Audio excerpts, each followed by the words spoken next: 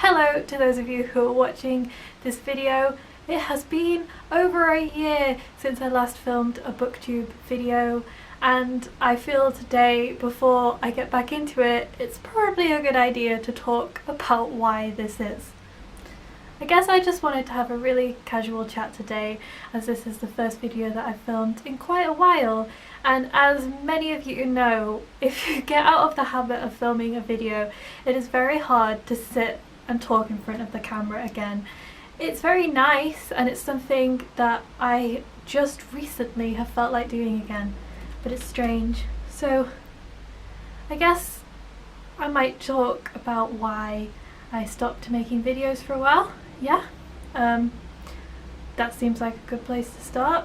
And the main reason for that is because I stopped reading fiction for a while.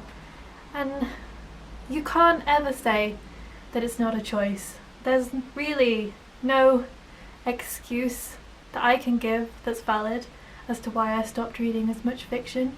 It is to do with university. It was to do with the insane amount of reading and essays that I had to do, but I still had time that I could have given to books.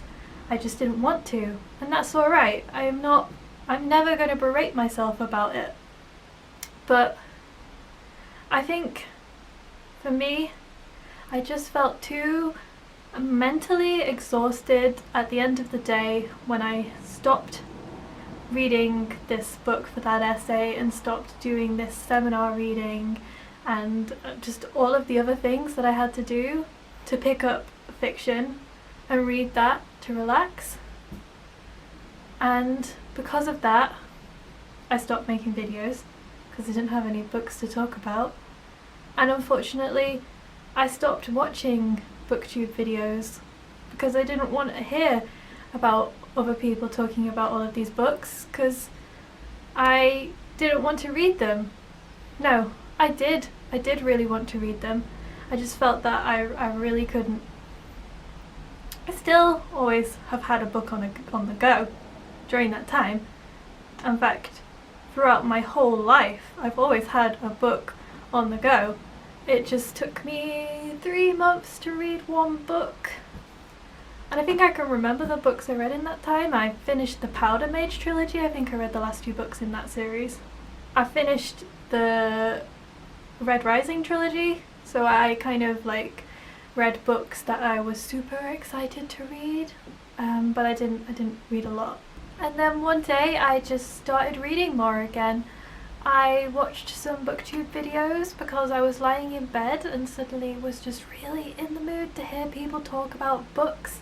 I think I binged on about 10 videos by Mercedes Bookish Musings and a fair few Jen Campbell videos, and they just got me really back into the mood, and I started reading more. I did still have a lot of coursework that I was doing, but at the end of the day I would just finish with that and then pick up a book and read for a bit to relax, read before I made my tea, and then read in bed. After tea, I still didn't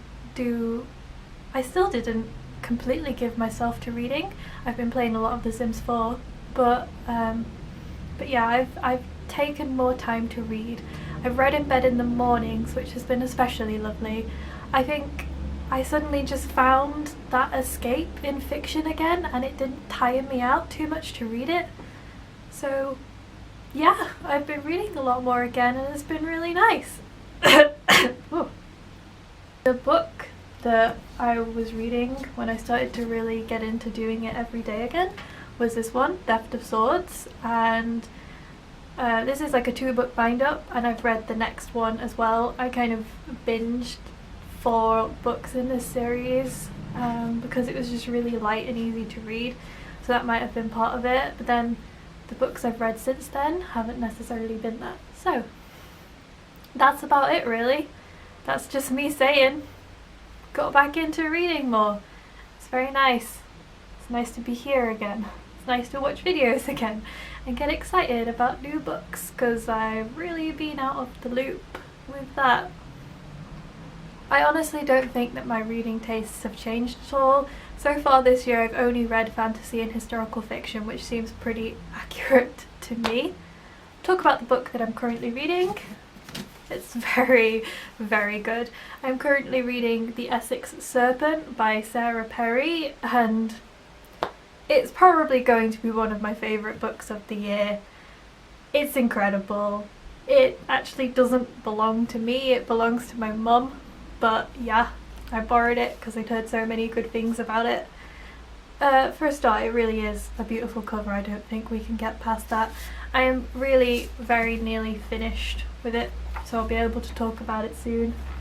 I think I should have already had it finished, but I've been reading it so slowly because I don't want it to end. But right now I do have to get back to this book, An Introduction to Contemporary Meta-Ethics, for my ethics course, because if you didn't know, I am a philosophy and religion student, and meta-ethics is something I'm doing one of my exams on. And this is a good introduction book. I think it's not a basic introduction, it's quite a complex introduction.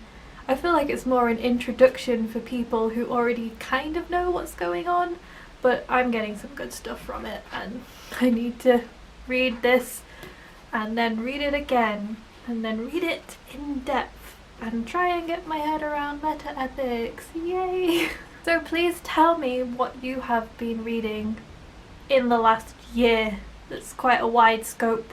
I'm sure everyone can think of at least one book that's been really good in that time. Okay, I'll talk to you soon. Shall I do the sign off? It's been a year! I didn't start with Hey Crusaders. Now I'm gonna do it. Until next time, look in the shadows! I really need to change that.